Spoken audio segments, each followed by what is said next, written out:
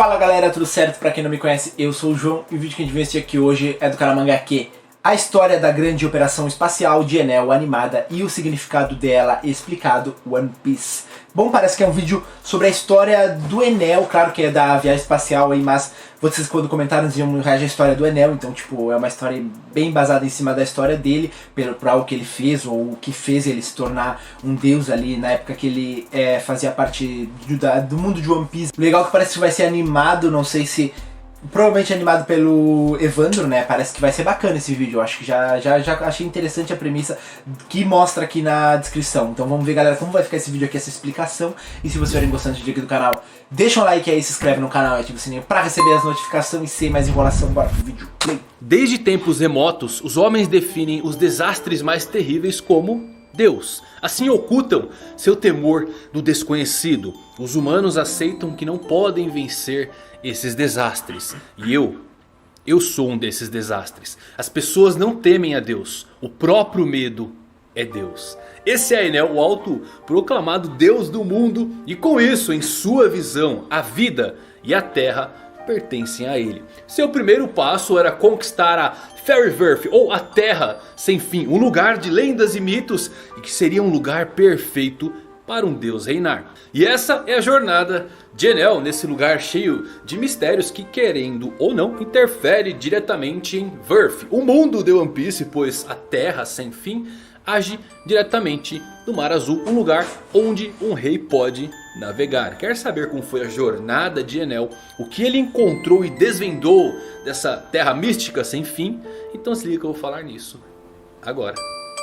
Tá muito bacana essa animaçãozinha, essa musiquinha, cara.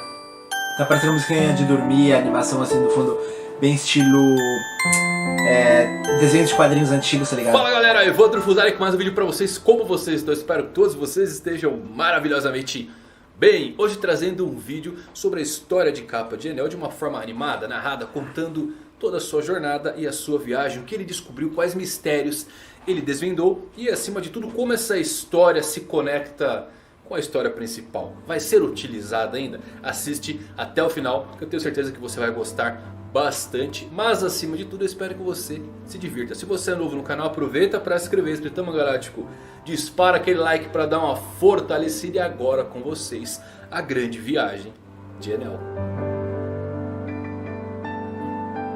Olha, ele tinha cabelo sem aquele negócio.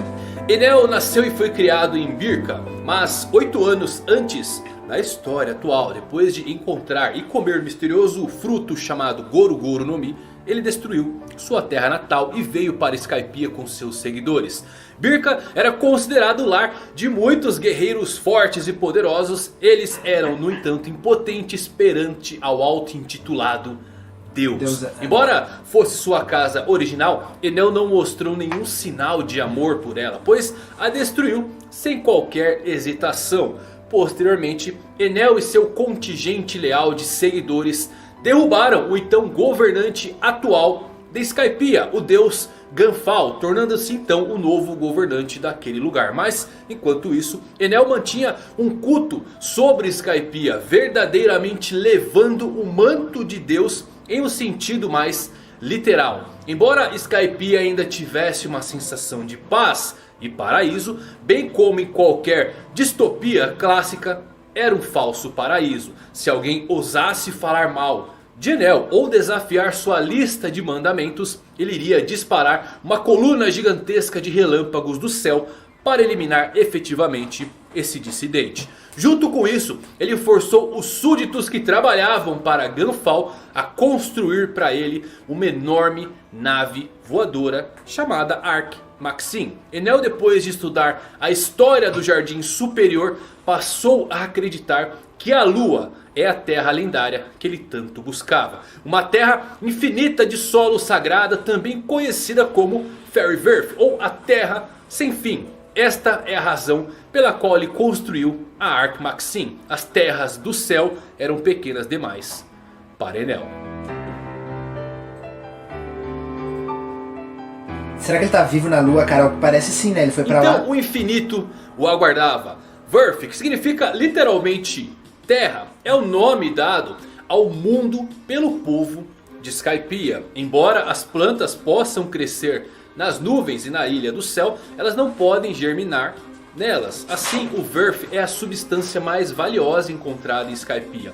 Como o jardim superior tem a maior concentração de vegetação de toda Skypiea, é considerada uma terra sagrada. A terra do jardim superior na verdade se originou a partir da ilha de Jaya, quando foi arremessada séculos atrás por um Knock Upstream e nunca mais foi visto novamente pelos cidadãos do Mar Azul. Então, após perder para Luffy, Enel parte de Skypiea em sua arca, navegando em direção à Terra Sem Fim. Nesse lugar, Enel esperava encontrar a Terra Prometida, onde havia uma quantidade ilimitada de terras. É o mundo ideal que ele procurava, o mundo que ele merece. Partimos para a Terra Sem Fim. E no piscar de olhos, Enel chega ao lugar que ele acreditava ser a sua Terra Prometida. Mas enquanto explora a lua, Enel encontra um pequeno robô em uma cratera e acaba o atacando. A eletricidade, para grande decepção de Enel, ao invés de prejudicá-lo, o recarregou. O robô então se identifica como o Tenente Space e ao acordar parte para encontrar seus outros companheiros caídos, chamados Macro, Galaxy e Cosmo.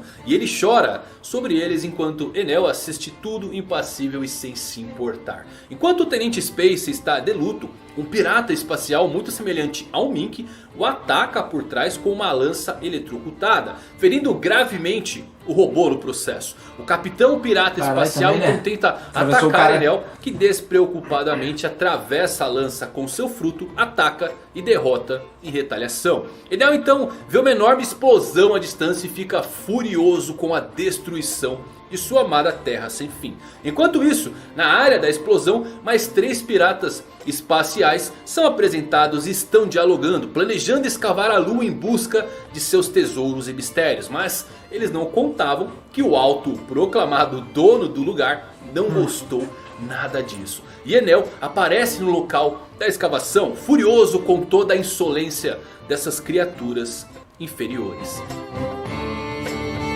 Será que matou eles? Nesse interim, o chocado, mas ainda vivo Tenente Space começa a relembrar em um flashback porque ele e seus camaradas vieram à lua. Um velho chamado Professor Tsukimi os criou na ilha Karakuri, a ilha mecânica, uma ilha de inverno que fica situada em algum lugar do paraíso. Este lugar é conhecido como o País Futurista, o lugar de nascimento do gênio Dr. Vegapunk e local que Bartolomeu Kuma enviou Frank durante o salto no tempo e onde ele passou 2 anos estudando toda a tecnologia de Vegapunk. Já o Dr. Tsukimi também era um gênio ao criar 4 autômatos. Seu nome traduzido significa literalmente observando a lua. Como seu nome indica, Dr. Tsukimi tinha uma paixão grande pela observação da lua. Mas um dia, enquanto observava a lua e comia lanches, uma grande explosão aconteceu nela. O professor, chocado com esse acontecimento inesperado, engoliu seu bolinho sem mastigar, resultando em um sufocamento até a sua morte. E depois de enterrar o professor, os 4 autômatos viajaram até a lua, cada um sendo levado até seu destino, utilizando um balão para se vingar daqueles que haviam causado a explosão que resultou na morte acidental de seu querido professor. E ao chegarem à lua, eles encontraram os piratas espaciais e apesar das adversidades esmagadoras, eles lutaram com bravura contra o capitão. Mas no final, entretanto, todos os 4 autômatos acabaram derrotados facilmente. Voltando ao presente, Enel ataca os piratas espaciais e destrói todo o local da escavação com seus poderes de raio. Esta exibição brutal de energia bruta revela um canal que Enel decide explorar. Antes que ele possa fazer isso, no entanto, o Tenente Space, que vem rebocando os corpos de seus camaradas atrás dele em um trenó, corre até Enel para agradecer por vingar ele e os seus companheiros contra aqueles que fizeram o seu pai partir. Enel simplesmente dispara um raio em Space e todos os seus camaradas de puro aborrecimento e passa a explorar o canal recém-descoberto, chegando a uma caverna misteriosa. E dentro desta caverna está uma enorme cidade ancestral que ele decide eletrocutar também. A onda de eletricidade resultante desperta não apenas a cidade e seus mecanismos estranhos, mas também uma horda de autômatos de aparência antiga, mas ainda assim muito semelhante com Spacey e seus camaradas, os autômatos oriundos da Terra. Todos esses robôs antigos, assim como os 4 novos companheiros que Enel acabara de conhecer, correm para agradecê-lo depois que ele restaurou a cidade e os seus mecanismos. Enel fica confuso em se entender o que estava acontecendo e decide estudar uma série de pinturas rústicas em um painel na parede. E percebe que os Shandians, Skypians e os Birkans originais, seus ancestrais, vieram da lua e são os responsáveis por criar aqueles autômatos. Olhando em volta, Enel vê inúmeros seguidores e uma enorme quantidade de Verf. E finalmente decide que a Terra sem fim era tudo o que ele sempre quis. Imagina se o Enel morresse ou morre e alguém comesse o fruto dele, que louco. Claro, ele usando o fruto já tem todo o domínio, mas alguém novo.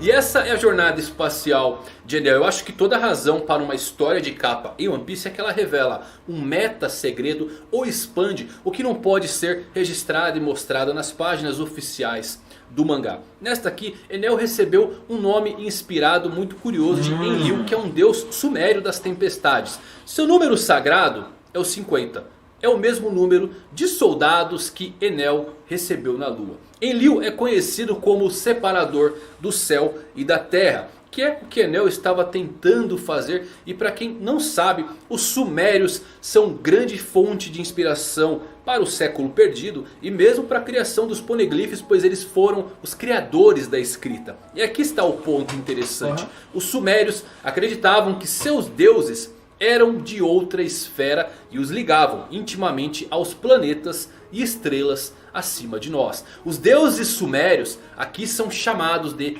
Anunnaki. São alienígenas que viajam pelo espaço e, curiosamente, esses deuses são sempre escritos com o prefixo D, que significa Dingir, que é traduzido literalmente como Deus. Eu presumo que a lua será revisitada assim no futuro. Oda raramente fornece detalhes de construção de mundos que são inúteis. Esta história de capa de Enel deu algumas informações importantes sobre a história dos Skypians, Chandorias e os Birkans. E nos informou que piratas espaciais existem. Mas nada disso é necessário ou importante se nunca for revisitado. Há muitas coisas às quais essa história de capa poderia se relacionar em algum ponto da trama. Temos a conexão entre a família Kozuki e a lua, aqueles que são leais. A família Kozuki tem tatuagens de lua crescente e muitos dos sobrenomes importantes associados aos Kozuki têm o kanji para lua neles. Kozuki, Amatsuki, Shimotsuki. Os piratas espaciais se parecem muito com Minks e pareciam possivelmente usar o Eletro na história de capa do Enel. Então também poderia haver uma origem espacial para os Minks. Além disso, os relacionamentos dos próprios Minks com a lua, a sua forma Sulong e mesmo sua dedicação à família Kozuki podem ser outra maneira de conectá-los à história de capa de Enel. Existem muitas teorias que conectam esta história de capa a Uranus, que na lua teremos a aparição da terceira arma ancestral. Uranus era um deus do céu na mitologia e Enel era o deus da ilha do céu. Algumas pessoas pensam que a fruta de Enel é o recipiente para Uranus e que, considerando a quantidade de poder destrutivo que esse personagem tem, até que faz algum sentido. Outros pensam que Uranus está na lua e o Enel encontrará e trará até o Mar Azul. Da mesma forma, algumas pessoas pensam que Uranus seja a própria lua e convenhamos que a lua afeta o Mar Azul de One Piece. E isso é perigoso, ainda mais quando vemos dispositivos tecnológicos no centro do lugar. Os dragões celestiais usam trajes espaciais. Além disso, a palavra celestial está relacionada diretamente ao céu ou ao espaço. É possível que eles sejam sim do espaço ou aspirem ir para lá. E esta revelação vai se conectar de alguma forma à história de capa de Enel. É por isso que me pergunto quão profundo Eiichiro Oda vai levar esses pontos, porque ele quase nunca fornece detalhes que são inúteis. Ele também se dedicou a esta história de capa da viagem de Enel por um ano inteiro, e em One Piece nada é por acaso. E é isso, galera, esta foi a viagem de Enel, uma viagem pra lá de interessante e curiosa. Eu creio que seja a melhor história de capa de todo One Piece. Teve muita dedicação do Oda nessa história e não foi por acaso. Foi simplesmente para tirar um personagem importante da jogada, um personagem com um complexo de Deus que poderia atrapalhar a trama no futuro? Talvez sim, talvez não, porque ele adicionou mistérios que até hoje são utilizados. Aquelas imagens na parede que Enel estudou, se você parar para observar, você vai achar um chapéu de palha, você vai achar uma quarta raça. Tem muita coisa curiosa nesses pontos. Os piratas espaciais, da onde eles vieram, quem são esses personagens, como o Dr. Tsukimi tem acesso a uma tecnologia que estava na Lua. Muitas perguntas, poucas respostas. Espero que você tenha gostado, se divertido com esse vídeo. Se você curtiu, deixe um like para eu saber. Fiquem ligados até os próximos vídeos. Valeu por assistirem. Fui. Cara, então se o nome deles tem um D ali que deve ter alguma ligação, talvez com o D do nome do Luffy, essa galera toda aí, né, que dizem que quem tem um sobrenome D é alguém que é muito importante por algum motivo. Deve ter alguma ligação disso. E eu não consegui entender muito bem, porque eu não sei como funciona essa função de história de capa. Parece que não é algo que está diretamente ligado ao mangá, tipo na história em si, mas é canônico. Porque, pelo que ele falou, é canônico, porque é algo que ele disse que adicionou algo que a gente não conseguiria ver dentro do mangá.